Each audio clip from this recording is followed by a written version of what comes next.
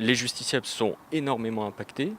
On fait disparaître par exemple les tribunaux d'instance, ce qui veut dire qu'un justiciable qui veut avoir recours à un juge doit aller au tribunal de grande instance le plus proche, qui est parfois à plusieurs dizaines de kilomètres quand c'est pas pire.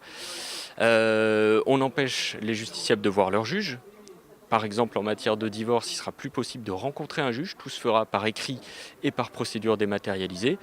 Et dans certains types de procédures, il est même prévu qu'il n'y ait plus d'audience du tout. C'est-à-dire que vous pourrez être condamné, par exemple, à payer des sommes d'argent ou à faire des travaux quelque part, sans avoir pu voir un juge, sans avoir pu vous expliquer.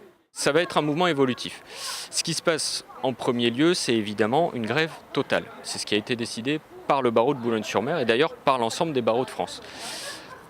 Le principe, c'est qu'aucun dossier ne peut être jugé aujourd'hui pour une raison très simple, c'est que nos gouvernants estiment qu'on n'a plus besoin de justice, on n'a plus besoin de tribunaux.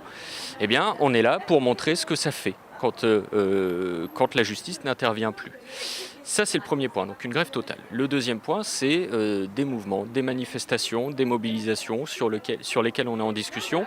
On va faire partie, on va rejoindre le cortège qui est prévu demain de mobilisation de la fonction publique. Les magistrats, de leur côté, sont en train de travailler également pour faire valoir leur point de vue et pour se mobiliser.